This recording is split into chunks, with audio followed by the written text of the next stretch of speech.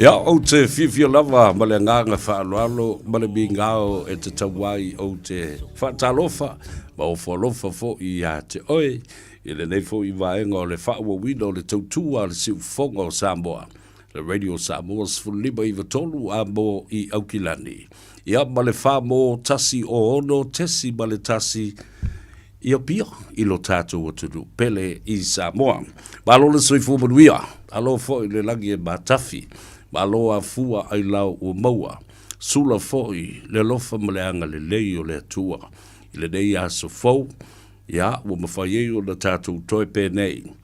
Ia, mawha pēnā foi o na tātou tau loe lu, tau lau lua fasila whai, I le anga le lei o le atua, a wā o wāwenga na ia whaia. I le tae au, sa wha moe I a te oi le pō ana pō, ia, ai ane nei tae au. Ia ua ia whafangu I a te oe. Ua ia whaatafa ai ni au vale vale. Ia ma whaaboi fo I le pea uranga vale. Ai whafangu I a te oe. Ala whai, whanunga le lei, ma malei fo mai. Fōlinga I le atua. Ia, fusi la ia o lapa o malo. Fusi o le whau o malo, ma mamoli la au I fo ngā. Mai tal tonu fo I le whaamboe moe. Ia sa whapena o na whai le tai au ina ua ala usu fo I mala seu le atunu. Ia ai usu mai ia le whaife au. Ia pole sunga fo I le li au a o ia tawai meni. E amatalia lo tātou waso ma le tautua I lo tātou atunu I tawhai fia. A malo ai la le ngā lue. A malo fo I le tauatai. Malo le pale. Ai whamalu atu whatoa malava le. Le late lunch o le auli. Le langa le uwa vai e kua I peu kau so mai ma le vai ma le whiamu. Wan papole le ai o le ua. Bawa fo le whasilinga malosi. Ia matau lunga atu ai fo I bale au nanga bale tautua. Ale to wha I ase manu pol te lenga fo I a fonga mua. Francis Ioane mai le tultununga sa manuia fo I lautou maftanga. Bawa fo I le Faasoa ma le to whaia fonga mua. Ia maise fo I le sui o le radio Samoa mai pia. Le fionga ia lilo mai ava maina vai. Leiataua Savea le urua I alii pestata ma le langi. So alo, mulitalo, Al Harrington tu matuvao la vea. Ia watato whiloa I fo I le ngā ngai fo whaiva. Tu ua wa onga le whanau. Tu la lata fo I tu taula tiute ma whaiva le nei aso. Ia sa ala usu iai Samoa ma la seu le atunu. Ia whaftai le anga leo le tua. I le pui o lo tau suifua. I so se no whanga o lo o tau tu ai. Ma whai ai le ngā luenga. Ia, ai le ngata fo I lai le nā. O le tūla lata I le mana vo ngā luenga. Ia maua whapena fo una whao sofia ai le fia vave o le fale. E fia vava ai le tina o le ainga ma le tina o tamaiti. Ia masiaki fo I po le a se ngā se senga o le afi. Ia walo iai I la tau e masani whaiva ia o le whaloto I fale. La tau e wa ia tamaiti le io I le aonga. Ia whapena fo ia le puti ma le toast. Whainu fua la au o fusinga ia ma appointments anai o tātou tamam tina mātutua o le atunu una whale.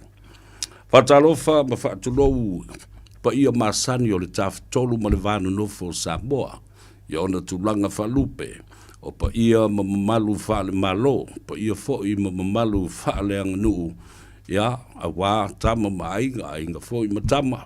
Nau songa tu mua mapule o I tu au ma la taua ainga I le tai ma le wa au fonti o tama le marua tele ma to o le whare ula.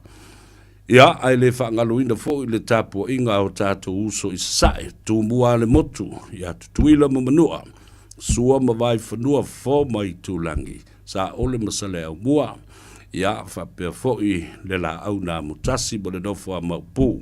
Le fale tau a itu ma le fale tau tangata. Ia ai maise. Oe le tu mua le motu. Na fale anga fulu iai. Whatalo whatu malolo soifu manuia I o tātou ainga I tuile manua.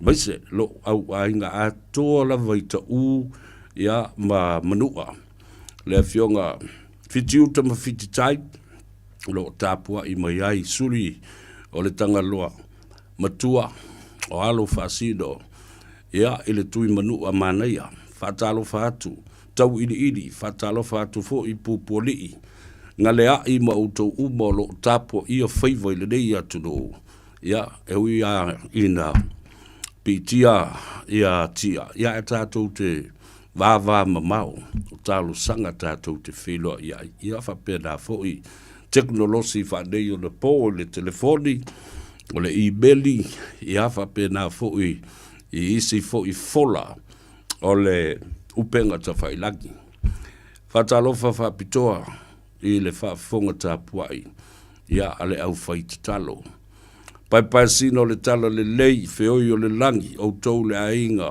o sa le vi fa fitai fa no manu wase manuia o Samoa fa fitai talo no o atu leo le fa malo ma le fa fitai I le tapu inga mamalu anai o tatou te matina matutua o tua asina sina ele ngata I maota malawa o fale o tangata matua ia e fa pena fo I maota ngase lo fa tau tuli ai le to tele fa talo fa pitola ba I le tina o tatu wa inga le fionga ia fuatino lo fa au matua I le ainga sa fuatino a fa mele a via e sera ia me se fo I le asia si mai o sio nauso I mai Australia mai Perth le fionga ia tongia fuatino le au ngā upu to muli malon malanga ia ma auto ubo lo o lipo iai matapu ia le ngase o le tatou tina ia manisi foi o lo o fonga mai I mota ngase ese o le atunu le ia manisi foi tafo le langi awa o la no fosila fia le le atunu le nei por kalame le ngai fo faiva ma le tado ava le astona e tuli au pu pea e mamalu o Samoa I tafai fio le lalulangi patu le fa malu ma le fa tai I lau tau la lango mai ia mau tau fa so di bai fo I le tatou por kalame I le faia o le ngai o inga lea press the like button or even smash it share our program and leave me a comment. I love reading your comments. Tati ata I lava mauta I loi fo I whaawasenga po ai tangata le tusi mai. O le fina ngalo whaali o le tangata I te loi fo I nā winga o tala e wha o ngā le tangata. Po whea le whale pasi ngā whauma I lau pasi. A whea fo le whale tangata le na whauma I ia si uku ai ngaka malo wawa. Ia vai o kako por kalambe fa matatu talie le anga fo yo nga mata upu tatu talanoa ia ia ai tatu te sa ili fo I le ngana faingo fie male malie e kiliva ai sa valina ina ia mafai ona malama ngo fie ia I tatu tangata a wai malama loa talia loa ia ona lo fo le tangata fai la tu fai unga e tala fe ngai ma tala fe unga mo le taimi mo ni swinga le lei ma se banbuia mo le anga I lumana ia ia se taimi le so se e maila u malo fa lo longia fa pitoa o le afia finei mo le uli nei ia o le fionga le na ia tai o ali iseu a fiti ta filipepe ai masu ia o se tasi le sa vea nei ma faipule ai ua wha ma vai lona tofinga o le faipule o le mauta fono malana pati na ulu fale mai ai I tonu o le pale mene o Samoa le vaenga whai o lo teita ia e tu le epa o le hero pipi ia po le vaenga whai foi la tu te puipuia ia te tau o tangata ia o le tātou malo le nā tuli matai mamata I tuina fo I le atunu se fa talanoanga ia ma se vaenga fo I tāua e anga I ai ia le fa talanoanga e tu sa mati nai ia ma le fuafuanga fo ia le li fai pule le au ta ua le fai pule wa ko ala fo ko sa ko fai pule le mea fo sua le mea le na ia ai le ngata la le na ia o le ua mai ona uia alo le tu la fono wa mai a ona ia savalia lo na ainga le kalesia o ainga ma le tu malo ma nu o mai o fo yo na to yanga yatu i le fionga le li pale mia ma faali ye lo na fanonga mai o fo i ona fa ma vai atu yatu le epa ma le vanga fa fai o le hero pipi ia le fo wa longo fo i le fionga i le fonga ftalai o le malta ia mauia au ala uma ma faamriaina le vaenga o le tula fono fainga palota e le mawhaiai ona e kolosi i le isi tu o le vai pe o le pako fodena ke aua punga le vai au lo le spiko ai o le tatu tula fono le o iai o le mauta ete faama vai ona e toe alu le whailau whainga palota le titi e leo se whai unga ma se ngai o inga whaingo fie o se whai unga whainga tā o se whai unga toa foi ai a whai e te sila fia o i o le atu sa o loto i dai o e ma maua le fia ma maua le fi le mu whai le mea le nā e te iloa e sa o e te tau na whai ai o le nofo toa i e pēla i le i o ia ala e ele o iai lo loto ma lo fatu ia awe te alu se mea ta pena le mai usi le fa fonga ma le mai moa ale atunu i le ma Faasoa ma le fionga i le ali i sa fai pule mai o la vai fai pule la ali e vise lon ku fai pule tai o li seu ia e se taimi ia ona se e mai lea i le tātou Faasoa i le so fatalo fapitoa i nisi o lo malanga mai i le nei foi vai teimi o le tausanga maasia i tātou le ngata i le malanga mai e tā whao maasia si mai fai malolonga mai ia mai isi atunu ua me se foi le tātou atunu pele i Samoa tulau o nisi foi lo malanga mai e asi ngase sa ili fo ile vai fo ia po o le sa ili matangi na ia toi fafusia le balosi vai fo mai dei ia malato doctor's appointments mo be uma fa pena ta ua tele fatalo fa ia te oi lo lato le taima le lato le le lato fo iala a malon malanga ele ngata lai lea o nisi fo ina malanga mai tangi mai ala ono o le usui o le fono tu ua o le malo, fia mafuta mai, i pe au wha mawai o e sa pele yo latu, loto ma nganga, ua wha manawa i le tua. Ia, e ala i le malanga, al mariu maleoti, ua kuki pala, ai mko whiwhi e ngā me. Io, tātou te o uma i ai le mea lea, e tātou te o uma i le tongi o le fualo sa i lunga le fatafata o le tangata. It's just a matter of time. Pole ari kei mi kupo i ngā mea. E si aingi e rengi ma su aingi ka kopi supo ma mea whapena. Ta tala ai au lafo fo i o tamali i manu u ma fio anga ma e kalesia ma ia ana utou sila fia le mea. Tasi lea ngā luenga ma tautia o la ua ola hai isi i fale upolu le tātou atunu. Fale upolu sa ata mamai. Fale upolu sa lava tapenga ia le la tau fue ma le toto o le launga le atunu ala le me ua fai o te vaai e ma lo ualofa o te masani le totele nisi o le au fai upu fale upolu o tau finga o i la tau o lo o iai le mau peitai ua fao ngā se le mau ua su e mea ai i le launga le atunu ua alu faasauea ai faasolo atoa ai se ai amena u tango e faalau ku ia le o ke le manga o wala ai faalongolongo mai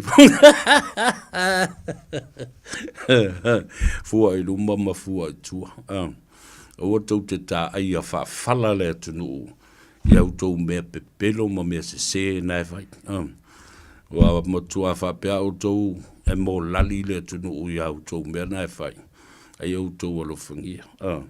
O al mea lana le utu la i mai nei il teimi. O tau wawa i wamatano o whasewa i a tangata i a. O ma setu le au wala aisea. e mamana le launga Samoa. E mamala upu o le atunu. O Samoa fo i o le au mamala. Awane i e fia tofo ma fia utu vai tofo iai. Awa o mukala ngosi au lia wa makam pipi o nguku pipi o vai ma se sepa maka. Ia, o tala e maali e tātou tala noai fo, i o nisi e malanga mai Samoa. Ma ike maasangi fo i lau kama fo ngali. Whako ai, kau mai. O whatu, maasani le iai. Fiani mea fo i le tudu mātou te whilo i masi pā i lau whanua me le o kila. Ia le nā. Whatalo whapitoa, ia i la tau, ia o loo nofo sauni e tu ua lau whanua me ele o Aotearoa sa tā pena malanga. Ia vai awangi e koe alu le whaikūlea i le Middle East po sa e tu tonu. Ia e atua e ngata mai i le Australia. Ai la tu alu le loi kala estete ma Wellington e toi foi mai. Pe alu i Samoa ma le Pacific o le teimile ne. Ua matua i la matia le soifua. Wautou se sila i le afianga o le tau o lo whaia nei. I le vā o Iran. Ia mana tua la langa na muamua. Faasoa si amio Amerika ma Israel. Ia mauso wha i Iran. Whaita wafe maafi tangata ua maa liu teimile nei. Ia lefo la musu ia Donald Trump malana administration au mai lunga whainu mera moni ma le wha maoni. O i la tau o fita o li imta mai tai. O le vaenga au a Amerika ua maa liu. Lea mai. Whamai nal to ono. E fuafuala le to ono na fita Amerika i le toa se lau fitu sfulu ma le 5 tei neiti i le vao le ono anga i le sefulu ma le sefulu ma le lua tausanga na fasiotia ma mali liu ina ua pomu e Amerika ma Israelu se tasi o a onga ale whanau. Le onga tamai tani. Le onga teine. Ia, ai, no, o saulo ande o wafe le mele. Le mobile gas station le pamu benzine. O tsau, tau titi atolu ta la le lita o le iwatas, unleaded petrol. Ia, a uisi. La o ilunga le mele na. Ta ilua ta laiva ono, lua ta laiva fitu. This is the impact of the war between the United States. I don't see it as a war. This is a massive military operation in terms of the U.S. attacking and trying to invade Iran with the assistance of Israel. Yeah. Ele ai ase atunu ele a afia. Ele tulanga lea o iei nei le taua lea. A afia fo le Pasifika. A afia le tātou te mau ainga. Inflation will rise. The cost of living will be the same. O le asi tia bawalunga le tau o le soifuanga. O le tele o vaa o loa ia e masani o no mai i le Middle East, Faasolo mai i Panama Canal, se ia o mai i le atu Asia, o mai i tātou le Vasa Pasifika. O le mea le nā le atu lai mai nei. Poloka umalava. Le a tātou fiu e whaatalitali ia vaa fo ia le masani o nā mai ia me o container pusa moa.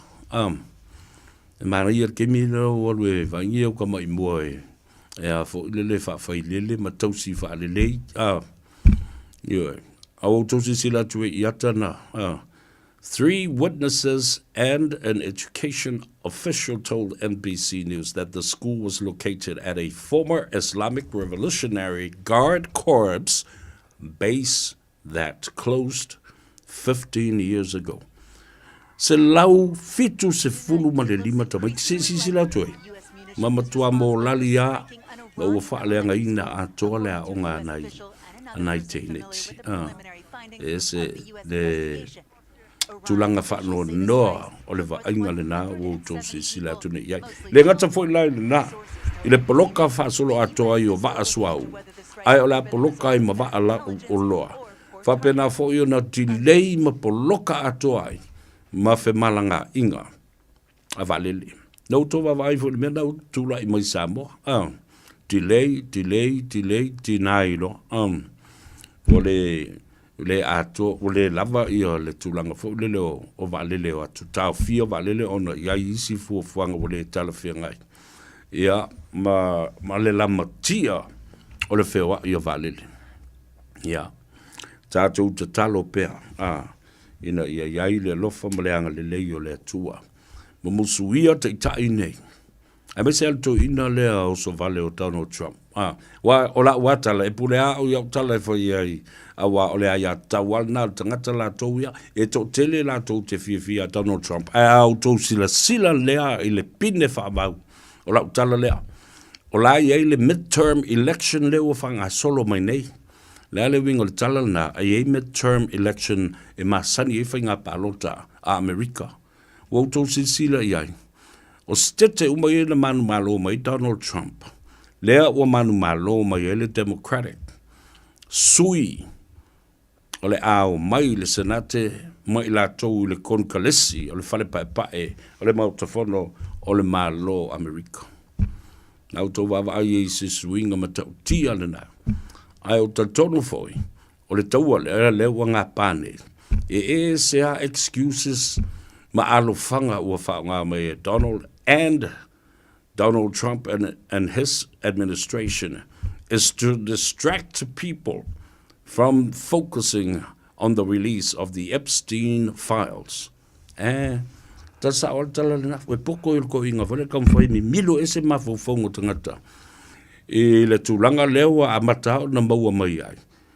Lona involvement ile mele ta o sex trafficking or the ring of pedophiles to lon fa fonga ba yele tunu alanga o me ta tu tala noa mama malesa o yai e tu somali poti o le au mai nei ilunga ai o le lava o lo o fiu fa manunga se ia ma fa pena fo iona tau ma fai e ta tai ese mai ai mafo fonga maloto tangata le lau fa nga pa nei le taua ina ia tātou tala noa le taua ai tātou le tala noa le tangata leo Jeffrey Epstein ia malana maftanga malona uso ia Donald Trump lisina vaenga mana ia le fa fonga le tunu e no fo ta pena ia io ma e o mai ni fa fita au ni mani fa la velave ia tātou tele le lopo le abatanga leo le taua lon tolu le langi le na valo ia sa oile sa unuanga ale sui fo lea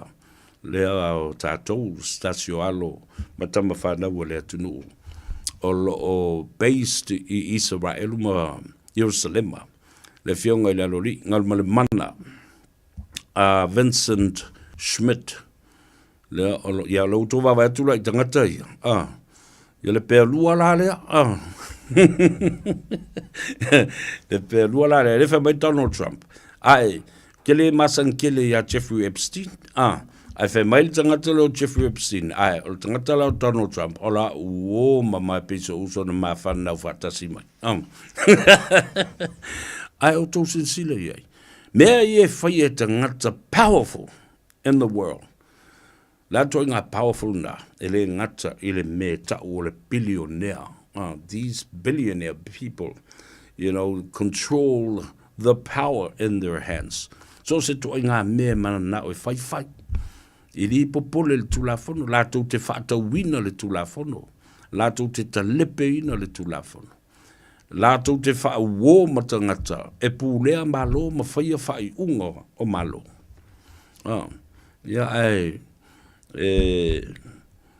O lo palai le to tele o aiata o tangata la to lau tele tātou te le whātustusa ia i la tau nei. O mai lau tala noa, toi fo i mai se taimi o le taua. Le o lo o whanga solo nei. Ai, o te whaita tala atu e tu sai fo i male. Male fono, lea na usu ana le la. Na usu fono le pale mene o Samoa, i le so, ia mai ta ua tele i le whaafonga ma le tapo inga fo i le tunu i le tulanga na iai fo le sanga fo i o le tai au whaafilua i le fionga le li pandemia le saunoanga le fionga le li pare mia, ina ua bai, ona tala alo ia ele fonga ftelai, ia tawolu manga le fono, whapena fu i leo na, iai le avanoa, e whaatau tō ai, i le sauninga whaale malo, ia tātou whaipule fau ia, wā ngā i mai nei.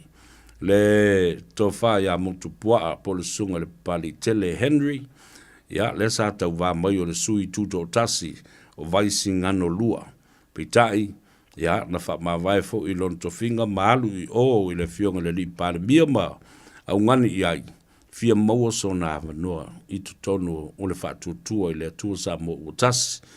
Lale mea na tupu, ia, na o i le mautofono, wha vanga i lon na foa, to e fo i e whai le whainga palonta ina ua mai a, o na wha ma vai i tutonu o le pare mene.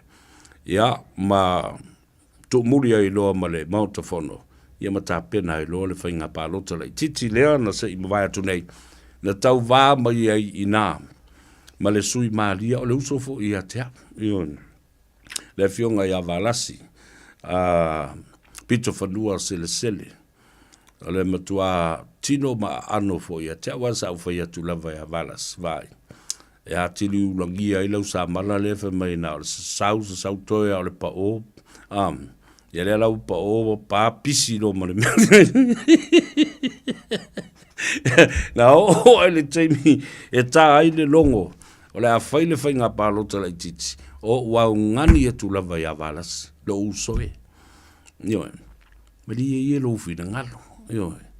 O le vai oi, o oe lea o le a e uina le siampini, tu sa o le Unified Champion lea, umana sau le SNDP, o mai wa sau le tautua, uma le tautua sau le whatuatua i le atua Samoa o tasi, uma le whatuatua Samoa o tasi, oso loa tau samila na supo o i awhiabe, le fionga le sa whapito, i le sap, ia po Samoa o poto, umaina, e waso o uma, a lea la walu loi o, e tau wā mai lalo le fua atu le epa ma le hero pipi.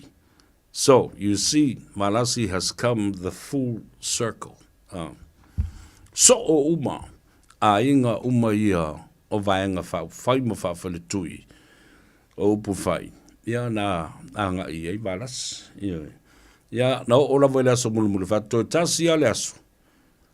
E tu atu le avanoa e o ai e wha mamulu i tua ma, tu e ave i tua suafa o ingo sui tau wā. Ia, a la lele, ia vā ia. Ia le siampini tonu, al na autelo wā atu se fusi na le fusi ua mare ula, au kia ropo feo kia e le fusi o siampini. Au alo kia longa le si di mara e uu mai, le sa mala e le loa kua le sa mala ngā le au le sa mala le uu mai. Ia, tanga iane li ayo le tai valas, retire ma malo lo, retire manu malo le le, na fu i tele au atinae, na fu ina mo leilo honorable doctor, alwe fai india unga alwe nga fa fo ma il kemi. Tu iale sunga le pali i motu pua. Ia, ia nga ia tu e fa al wau nga alwe nga leisa e fai mo le tu malo. O le taimi fo le nei. E tawana e nga i le fono fa vai. Ia ma siringia fo le to Faasoa le pule ma le fionga le li fai pule. Lea ua to e fa e ai. Ma le minsta lango o le soifua ma lolo ina. Tala fionga i leia. Ia warang fo i o le sunga ya pali i motupua. E failo na fare maliu. Ia, na fo i la isio na to mai fa fo ma i fo i lea. E le o ni tautonga la o ma i fo o tangata o la e fiola. Ia o tautonga fo i le mo i la tou ua mali liu. Ia matapena fa leiloa e ave i tua i o latu. Ainga mo latu to e sauninga. Ai vatu lai malu pui le lei, safe and sound and with dignity and great respect. Ia, e whai i o latu sauninga. Wha mawai, pe au wha mawai. Ia, e na, lea la o tātou se e mai, tālo whai. O le fionga le nā ia tunu mafono, mana i o na mātua, o tunu mafono Claire Tatum. Ioi, o se tasi foi lea. O le me malia i lau sui e tau lua lau talenga se umano. Sui uma i e tau lua. O le kalesia Yesu Keriso lau po ia wa sungai. O le sunga a motupua o se tangata e malosi lo na pristua ia mai telefo i tofinga maulunga o lana warota ma le kalesia a Yesu Keriso lau po ia wa sungai. Sa se e iai, o la lava se e iai. Ia whapena fo i ma le fionga i le tamaitai. Whaipule ma le minstalango lango ia Claire, tunu mafono Claire Tatum. Ia o se tamaitai fo i o le kalesia Yesu Keriso lau pa io aso matai u taltonu. Sa ia umia fo ni tofinga pe o tofinga o le au alofa. O le au uso vole le pe ata ua isi e isi tu ainga matapua inga. O le mafutanga atina matamaitai. Congratulations to both of you. Fikala iai. Ua whai i sui o le kalesia Yesu Keriso o le aupa io aso ngatai. I upu whai o malo. Ai e se ei umai tofi minsta. Ma minsta lango lango. Ai o le fionga ia vuisione. O le fionga ia vuisione le tula i mai o ilano ma pua. Ia stasi fo i peresteno steki ma o se li i fai pisinisi ma o se tangata malosi o le kalesia. O le afionga ia te o mtavu i tala lei po le sunga ia le i ataua hao paunga.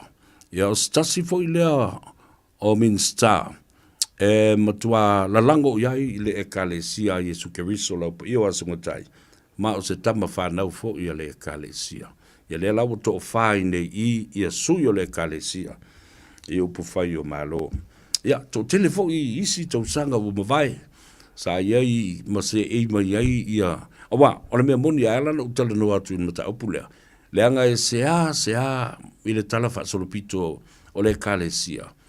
Na iai nisi o tama whanau o le kalesia e nau i upu whai o malo. Pe o ni mata upu whaapolokiki e o ai i totonu o le mautafono ma le pale mene o Samoa. Pita iane i la umaitau atu. I le tele o nātou sanga. I lea la na iaito ina matutua lava. Pe o nonu malo Jack Boone. O le fionga ia tau i alo lanu pale poi.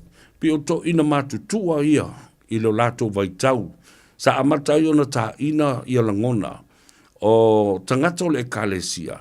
E a nga i e fina wina i a tofi o lato i tu malo. Ia. A malo whaftai o le sao fo i le nā i matau o le kalesia.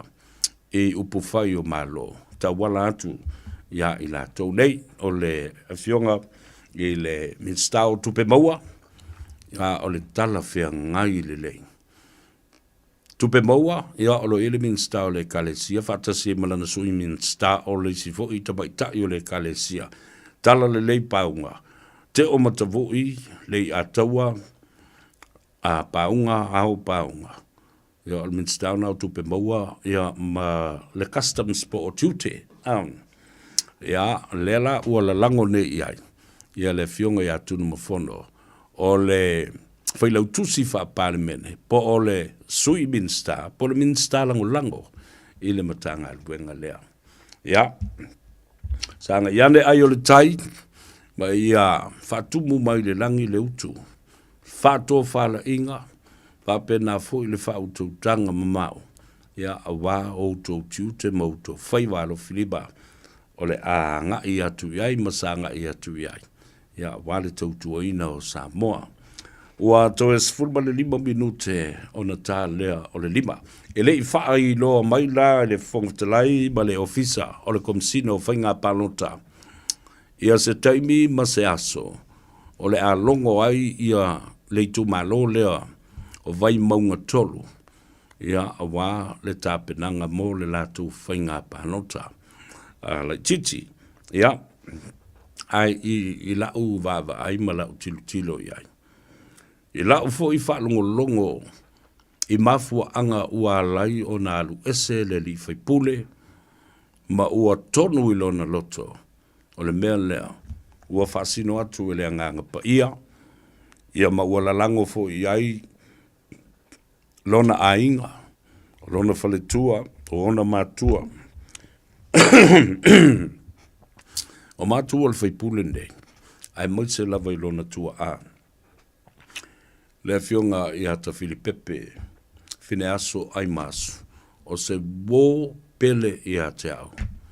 Ma o se tangata e pei o se uso, wa leva tausanga o mafuta, ea mawhina wina, I nei meo ta alonga, laka pi o whaipelenga. Awa, alala mamatai I ngau tā, ila tātou no ui māngiang. Ia a o le loto atoa, o ta Filipepe ai masu. I lona suafa sa ta alo I o taulele o fine aso. E na nau mai I matawhanga tele I mota. Ono so tanga a inga. Ia ai mai se foi o ngafa o le usole I ai mai se foi alo le mari atoa. Ta ua tele la le na. A le la fatoa au whilo I. Fatoa au loa ai. O le tua a o le whaipule. Ia o se woma mai ma se uso e tau. O te bafo fau whapenei. O te le tio. I ne mafu anga e lei o na sa inisi o tangata. I whai unga sa whai e le whaipule. I le taimi nanga I ta pena mo le whainga palota. Mahalua I la lango I atu le epa. Ma ta mo e lalo le fua o le hero pipi.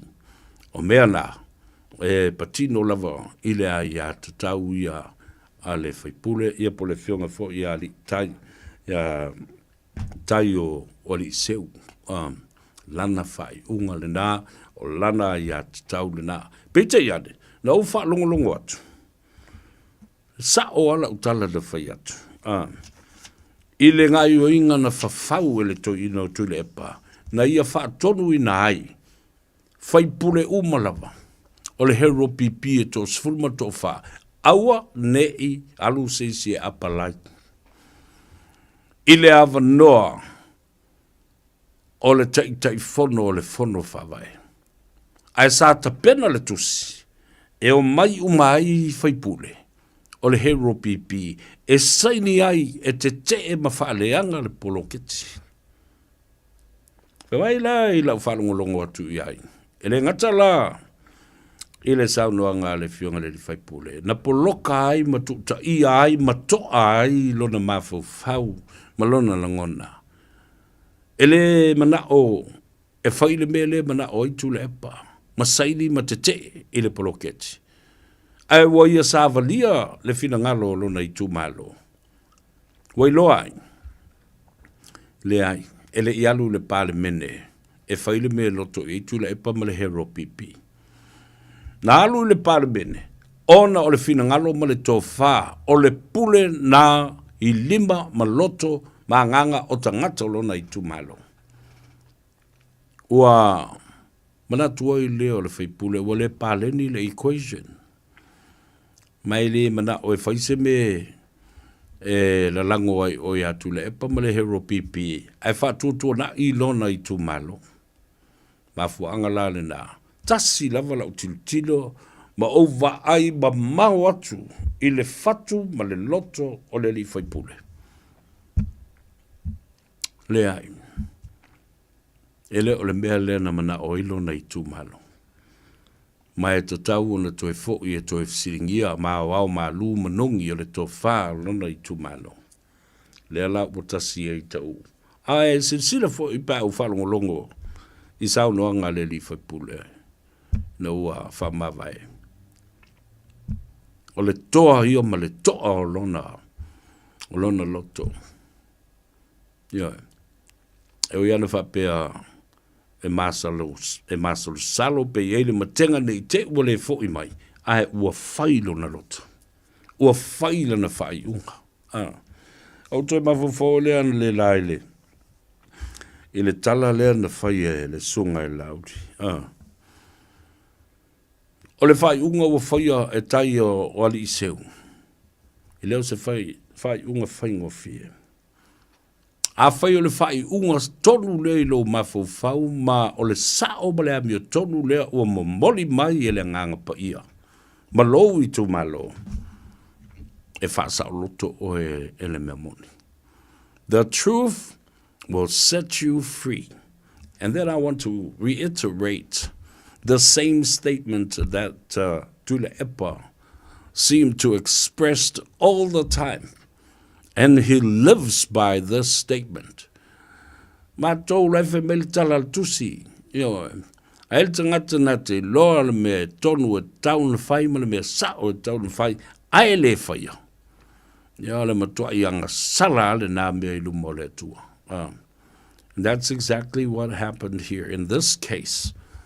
When Taio Eliseu has listened to the inspiration by the Holy Ghost, telling him this is the right thing to do. Although it's a very difficult decision to make, but he has done it, and he has no regrets. Ia maufile mu fo ilona roto malona mafau. Au maya ele nganga pa ia le file mu ia te ia. Masa o loto ai ia lona mafau. Tali tu lai lima penau lo utoi fa manatu ia te oe me fa ilo le fonga tia. Ole a maua i le feilo inga. Ile se fulu ma le 5 minute e te aile tu lai lima. Ile a fie filei o la umalo fa ularungia le na. Sa matu tala noa ma le fionga le li parimia lua po o tonai. Ma fa matala ma ia le fionga le li parimia. I nisi fo yo me o lo tupu ma nisi o atina e o lo fua le malo e tau le fatino. I to tonu o le atunu. Ma o stasi o ia atina e. O le fausi o leo ma fa le leia leo fale a onga. Ma le tulanga o onga. Ale whanau. Ai olo iai fo le fato fala inga. E ta tau o le sila fia le malo le fato fala inga ma le finangalo o li mwhai pule o nuu ma le komitio a onga. E le nofo a lea komitio o le a onga lea nuu ma le tu malo nofo a mana o faise se a onga fau le fale a onga fau lea.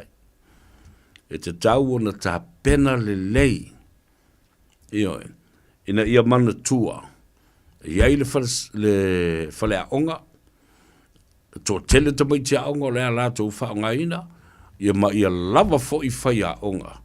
O le a lato tau sia.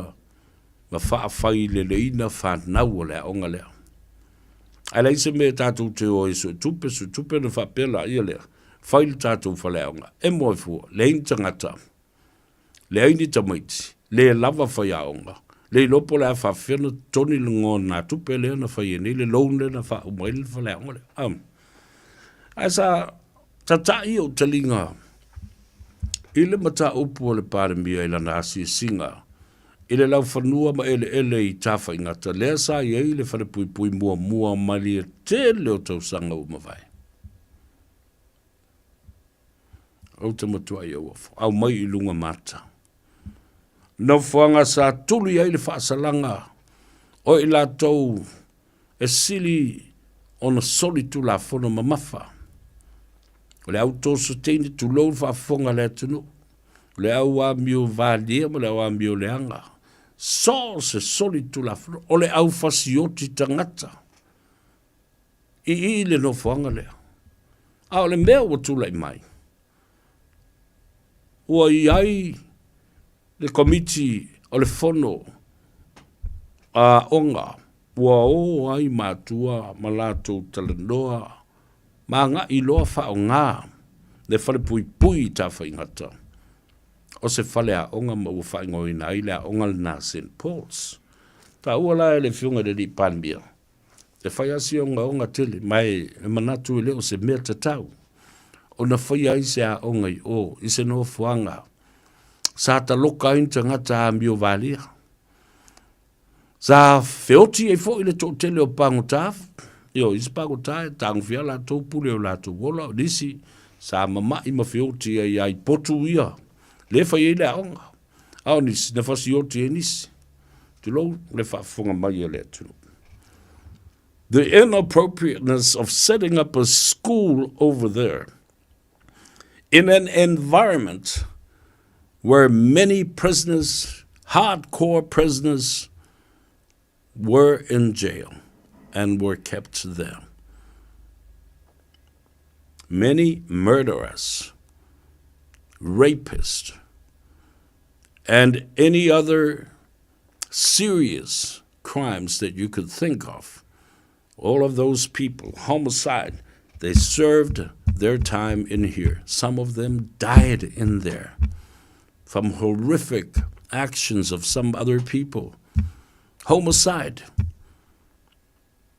And even committing suicide. Murderers, killers, totile lato, sa tulie yo lato fasalanga. Mai manatu ai le panemia. Ele o se si o manga talafe ngai ba le lei. E a o tawina ai le whanau i se no whanga sa whioti ai tangata matuli e o lato whasalanga o le au whasio tangata. Ma le au talepe tangata. Ta pena i loa ma le kapeneta ma le lato pepa. O le a tala uma i lalo ia whale ia. Ia se sila la ia wau i fo le na so la mai fo i tangata. So se teimi ai o ie whaale lei ia le whare pui pui. E whao ngāha i fo i e kon kalate ma leo leo. Ia pāngo tā ele lei o lātou to mai i mea wha teknolosi ia ma mea wha ele tise. Ia na tūre i o ngā ruenga e oi whai. Oi wha pipi i le ala mo le whale pui pui. Nā o na uma o ngā ruenga le asore nei malo lo mo moe leo leo. Ta ape i lau whainga ruenga le kon kalate. Alan me whai. O tu au ia fu ia. La wali i na wha. Pango tātou wa ia na wha pi ia le alam. O atu a lātou te ilo le lea lātou mea na whai. Whe mea tu wai le switch. Le ki o le mea o omi. Le ele tise. Whe mea iei wai te tauna ta se ima. Ma wha lea ngaina. Ia, ma le alam. Ia na sa vali vali e kuali e kua peo. Le umana lau ia le lisi fo le palola. E palola i kua. Au tau se sila e. How dangerous this actions were taken by police. Awa. O le mea moni ala utala. O le teimi e sa woi le solo lea wo i fafo le solo a pango ta ua so sola mai. Ma le au noa. E au noa ma le indoa. E nisi o le pulenga o leo leo. The public safety is in jeopardy and compromised. O lena winga. Ua fasirigia le saunga le mu o tangata lau tele. Awa o pangtani. I reina sisi. E koe kea i e nā mea. Pāua le mea, run for freedom.